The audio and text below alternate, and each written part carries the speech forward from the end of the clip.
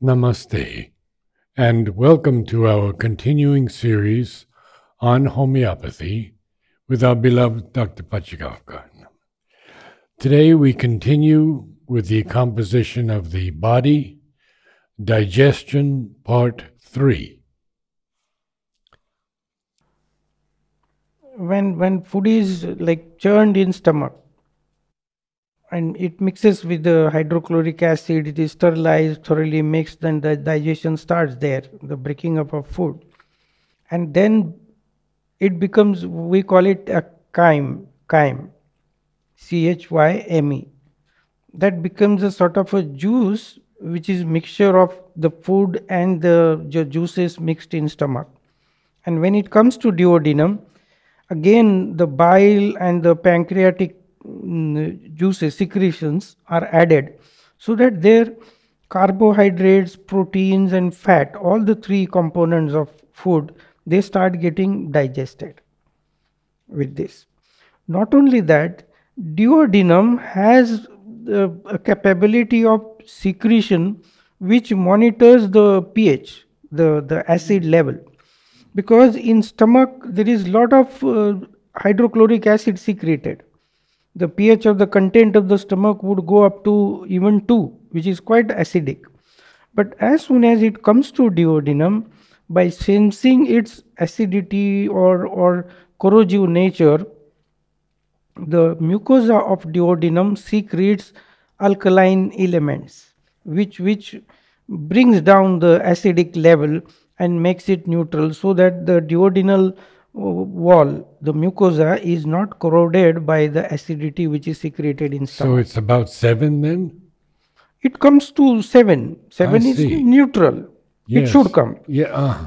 So body has that mechanism. That's what we always say, that people who take vagus inhibitors, where the acid secretion itself is inhibited by taking internal medicine which affects the central nervous system, and that is not necessary. Body has that mechanism where in the duodenum the acidic element of the chyme or the food which enters there is definitely neutralized and the alkaline secretion is there.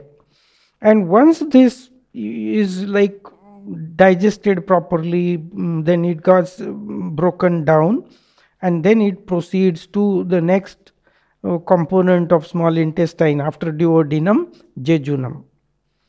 And then in the duodenum and jejunum, always there are secretions, so many enzymes are secreted where the digestion takes place, and the essential ingredients of the chyme, the food which is digested, is absorbed. The water fluid is absorbed, the nutrients are absorbed, carbohydrates, proteins, fat, these things are absorbed and disseminated to the body through proper channel. And whatever remains again is passed on to ileum, that is the terminal part of small intestine. That is the longest part, and it is bit like a strong wall. Structure is much similar, but the functions differ. So whatever is remaining is absorbed in the terminal part, that ileum, and then it is allowed to pass to the large intestine for fecal formation, stool formation, and whatever extra fluid is there, that also is absorbed in large intestine, that is colon we call it. Now this ileum and colon has a junction, ileocecal junction what we call, and there is a strong sphincter. So food is actually stagnated in these segments of small intestine till everything whatever is necessary is absorbed, and then what is not necessary is allowed to pass further to the colon. And it's a wonderful, very intelligent mechanism, that and of course the main role played by is the friendly organisms with the intestinal flora. And it is this ileum, the terminal part of small intestines, where our B group vitamins are synthesized with the help of friendly organisms. Because till it comes to ileum, almost 90% digestion absorption is over. Only the remaining part takes place in the ileum, and these friendly organisms, what they call it a probiotic action. There, the vitamin B12 or B group vitamins are synthesized in our own intestinal tract. So one doesn't have to take B12 vitamin? Yes, the one doesn't need to take, because body has mechanism to synthesize it. Only when nowadays what happens, by virtue of controlling so-called bacterial infections, people give antibiotics. The doctors prescribe antibiotics, which and in turn disturb the intestinal flora. And because of the disturbance in the intestinal flora of friendly organisms, the synthesis of B12 is hampered. And therefore, along with antibiotics, the doctors know that they anticipate, they foresee that there would be deficiency because of the disturbance of this probiotic action lacking, and they give B12. In normal case, you don't require external supplement. It is only vitamin C which is not synthesized in our body. Vitamin C is not synthesized in our body. It has to be readily given. It is a citrus fruits, lime or orange and amla. These fruits contain it, and that ready-made body gets it. Otherwise, B group, all vitamins are synthesized in our intestinal tract, and it is this small intestine, the ileum, where it is synthesized. And then the sphincter controls it then. The chyme, the fluid, is not allowed to pass further unless the absorption, digestion, everything is over. And once the system realizes that now whatever is needed is done, the nutrients are absorbed, the water component is absorbed, then it is allowed to pass further by opening the sphincter in the ileocecal junction in the colon. And then colon receives it. And then once colon receives it, then again so many organisms are there, friendly organisms are there, where the fecal matter is well formed, and water, whatever is there, that is again absorbed, and a very soft bolus of this fecal matter is allowed to pass through the intestinal colon, coming to the terminal part of it up to rectum. And when it is like conducive environment, then it is allowed to be evacuated. So this happens, the whole process of ingestion of food, then digestion, deglutination, digestion, then absorption with the help of all enzymes and digestive secretions like bile and all, it happens within like 36 to 40 hours till the fecal matter is excreted. What we call constipation, the bowel clearance, it's a very common complaint where it is what they call it unsatisfactory evacuation of bowels. You can't define constipation easily clinically. It is not easy. We have seen people who pass stools thrice a day. They still feel that they are constipated. Whereas there are people who pass stools alternate day or just thrice a week, and they feel they are not constipated at all, and this is the fact. So as a clinician, what we do is, there is no test to tell whether a person is constipated or not. So traditionally, what physicians used to do, they used to feed a charcoal powder in food. And just see how long it takes to empty it, because charcoal is not digested and absorbed. It is an adsorbent material, but it just passes further. Body won't absorb it as required. It has its different action, adsorbent action, but then it passes through stools.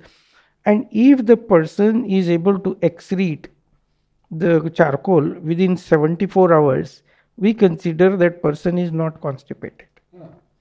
So it may take even 72 hours to form the fecus matter and then excrete it. So this way, this digestive process, it's a very intelligent process. But so many disorders also are there when there is sort of a dysfunction. There are disorders, and it's very complex that way. See, the intestinal coil, small intestine, large intestines, this in abdominal visceral space, there it's finely designed by our system. This mesenteric binding is there, it's a support. So all these intestines are well organized in our abdominal space, and there is called as omentum. Omentum is again a sort of a flap or like canvas like structure, a flat structure which covers and governs and protects the internal organs, these digestive organs. And we have seen, like I have seen a case where the appendix is a sort of a remnant organ, it doesn't have its function, but at ileocecal junction there is a hollow, what we call a mass, which is attached, and that mass sometimes gets infected, and then it may even burst open, which can lead to peritonitis, because it's a peritoneal cavity. If the contents of intestines get intestine getting perforated and contents getting evacuated in the abdominal space, then there would be chances of infection, peritonitis. I had that very thing.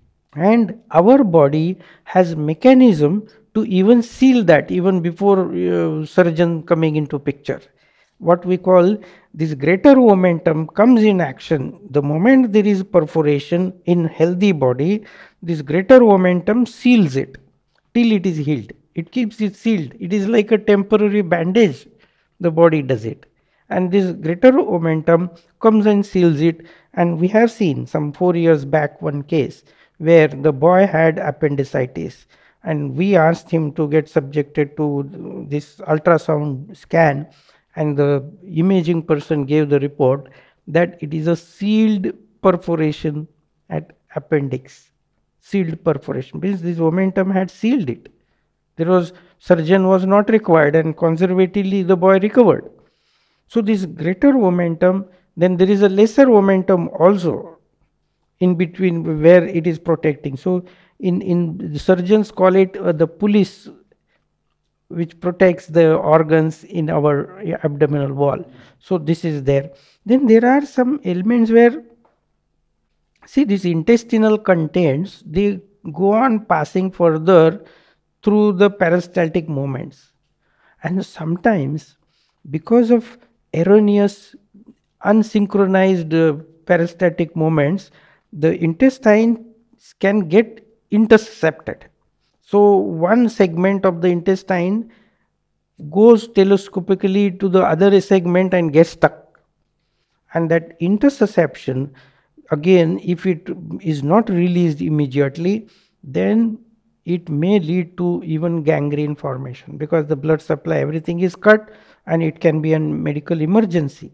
But we have seen some cases where the person is being taken to operation theater, and somehow spontaneously the spasm is released and interception can get released. Then we have seen some cases where there is an intestinal obstruction. Intestinal obstruction can be because of the coiling of the intestine by the twist and all, by this interception also. And we have sometimes foreign bodies also causing intestinal obstruction. And this intestinal obstruction, if it is absolute in the sense even gas cannot pass, and then it is a very dangerous situation. If the body continues to have it, if it is not relieved surgically or spontaneously immediately, there would be even it will be fatal.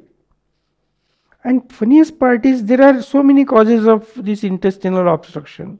And one case I have seen that these worms, roundworms, ascarids infestation, if you give deworming for the eradication of worms, those worms get paralyzed and they react oddly to this deworming dose. And they react in such a way that all worms come together and they form a ball, a spindle, Ah. as a reaction to the deworming dose. And when they form a spindle, that itself can cause an intestinal obstruction, which is again a surgical emergency. How do you treat it homeopathically? See, homeopathically, we always see that this life cycle of these worms, be it ascarides or roundworms or even threadworms, all these worms, their life cycle is very complex. So, if proper hygiene is maintained and if the environment in our intestinal tract is not conducive for harboring these worms, they won't thrive. Like generally deworming, what it deworming does, deworming paralyzes the worms so that they just are passed further with the fecal matter and they are passed through fecal matter. Now, the lifespan of the worm is hardly few months. And anyway, after a few months, they are going to, be perished. So mainly it is the multiplication of the worms which should be prevented. And here, the worms don't multiply within our intestines. Their life cycle is complicated. Their eggs, ova and cyst have to come in stool and then get infected and then they multiply. So if we are able to correct the environment in our intestinal tract which doesn't continue to harbor worms, then it will be very effective. Otherwise, in tropical climate like India, you give deworming, the adult worms will be passed, no problem. But again, if by chance the ova and cysts get entry, they will again come and grow. There is no point in deworming otherwise, and deworming definitely is a medicine which has a toxic effect. Most of the deworming medicines are having hepatotoxicity. So definitely there would be liver function which will be hampered, and it is not long lasting solution. So you have to go on giving deworming doses to children, but generally we don't advocate. And homeopathy has wonderful remedies like herbal remedies like Sina in potentized form. If we give, we have Sina, then Felix Mas, Granatum. These are the plant medicines. If we give, they will cure the environment which harbors worm. So they will stop harboring, and presence of few worms should not be a problem at all for the individual. And if the environment gets cured, worms will be definitely be eliminated through fecal matter and person will not have worm infestation. So this is how we deal with it. Then there are certain conditions like appendicitis or hernia. Yes. Hernia, it's very common. Hernia also, there are two types. One is direct inguinal hernia and one is indirect inguinal hernia. Inguinal. The indirect inguinal hernia is through the inguinal ring. See what happens in males, the testicles originate in abdomen during the fetal development, and at the time of birth through inguinal canal the testicles travel outside and come to the scrotum. They descend to the scrotum at the time of birth.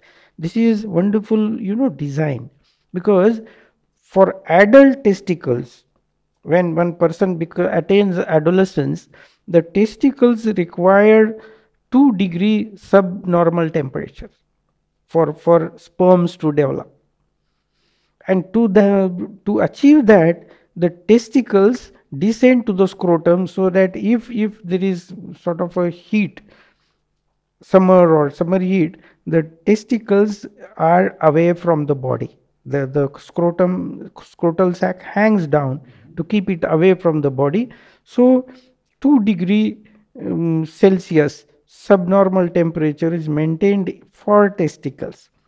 So testicles travel from abdomen from internal side and travel to the scrotum during development, and this canal through which the testicles travel, if that canal has a placid musculature around it, then the contents of the abdomen like intestine and all these starts herniating, and that is inguinal hernia.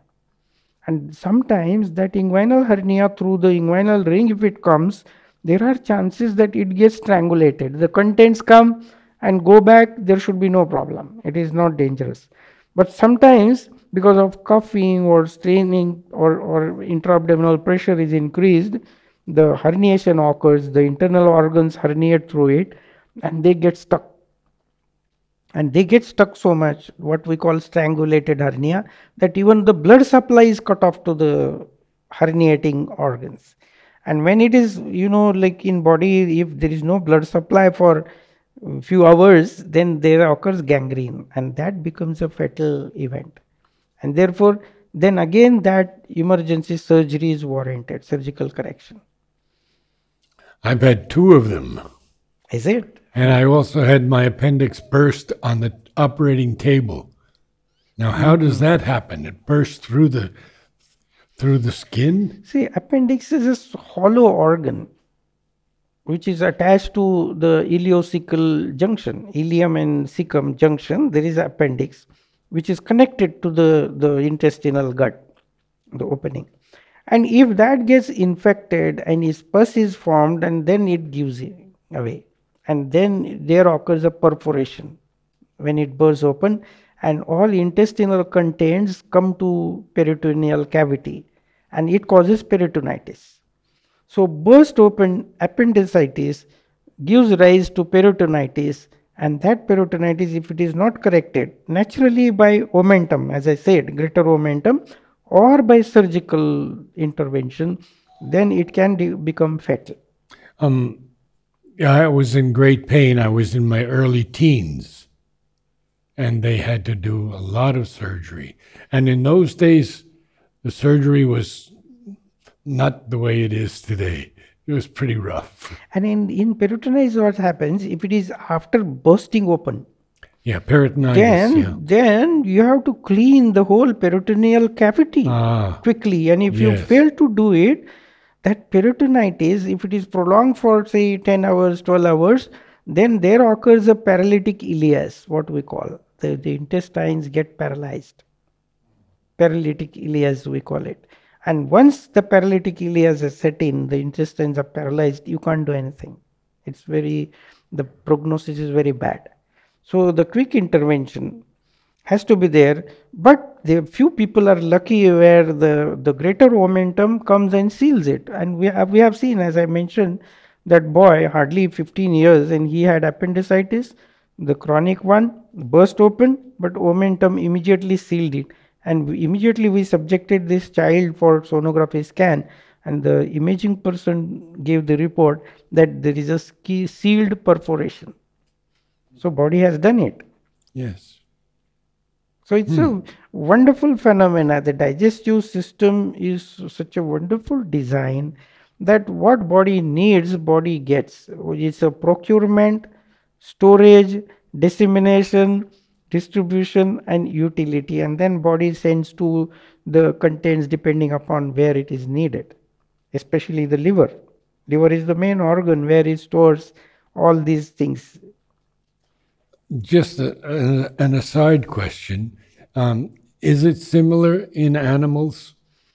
Much similar. Much similar. Mm-hmm. Because in cattle, they have a rumination facility. That's what we say, the appendix must be the rudimentary organ like that. And during evolution, the function ceased, and then it is not well developed in human beings. But in cattle and all, they just gulp the things, keep in one sack, and then while sitting they ruminate, and then the things go to stomach. But the process is similar. Yes, fecal formation, everything is very similar. Thank you so much, sir. Namaste. Namaste all.